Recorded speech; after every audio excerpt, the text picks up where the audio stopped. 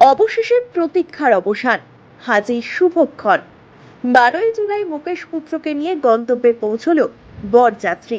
এদিন বিকেলে অ্যান্টিলিয়া থেকে বিয়ে করতে বেরোন অনন্ত আম্বানি।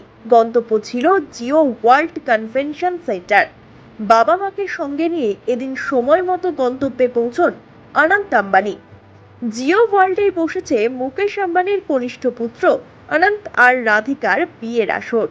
কনের সাজে সেখানেই রয়েছেন রাধিকা। অনন্ত আম্বানির বিয়েতে হয়েছে এলাহি আয়োজন। কনিষ্ঠ পুত্রের বিয়েতে কোনো খামতি রাখতে নারাজ মুকেশ আম্বানি। পুরো বিয়েটার দায়িত্বই নিজের হাতে সামলেছেন নীতা আম্বানি। এদিন বিকেলে অ্যান্টেলিয়ার গেটে ঢাক ঢোল বাদ্যি বাজিয়ে হবু বরকে নিয়ে রওনা দেন বরযাত্রীরা।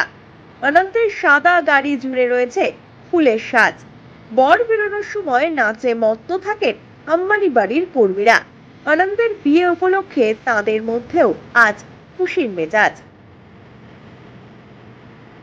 এরপরে একে একে বিয়ের আসরে পৌঁছন হার্দিক পান্ডিয়া, মাধুরী দীক্ষিত থেকে শুরু করে করণ জোহর, অনিল কাপুর, রজনীকান্ত সহ অন্যান্য আমন্ত্রিত তারকারা। বিয়ের আসরে পৌঁছন নীতা আম্বানির মা পূর্ণিমা দালাল। সপরিবারে এদিন অনন্ত আম্বানির বিয়েতে হাজির হন মহেন্দ্র সিং ধোনি। এদিন তার এবং তার স্ত্রী সাক্ষী ও কন্যার জমকালো পোশাক বিশেষভাবে নজর কাড়ে।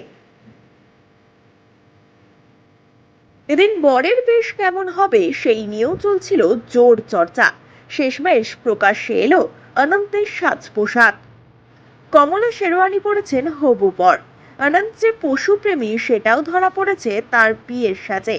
বুকের বাঁ দিকে একটি হাতির ব্রোচ পরেছেন আম্বানি পুত্র। কেবল অনন্তের সাজ নয়, গোটা আম্বানি পরিবারের সাজেই ধরা পড়ল চমক। নীতা আম্বানি, শ্লোকা, ঈশার পরনের লেহেঙ্গা, সকলের পোশাকেই রয়েছে গোলাপি আভা। অন্যদিকে আম্বানি পরিবারের সকল পুরুষেরাই পরেছেন শেরওয়ানি। মুকেশ আর আকাশের পরনে গোলাপি শেরওয়ানি হলেও ঈশার স্বামী অনন্ত পিরামলের পরনে ছিল রূপলি রঙের শেরওয়ানি। রাত 8টায় শুরু হয় অনন্ত রাধিকার বিয়ের পর্ব। 8টায় হয় মালা বদল, তারপরই হয় সাত পাক।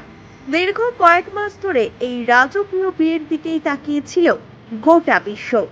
অবশেষে এলো সেই শুভ মুহূর্ত। আম্বানি পরিবারের ছোট ছেলের বিয়ে দেখে উচ্ছ্বসিত বিশ্ববাসী। Bureau report, one India Bangla.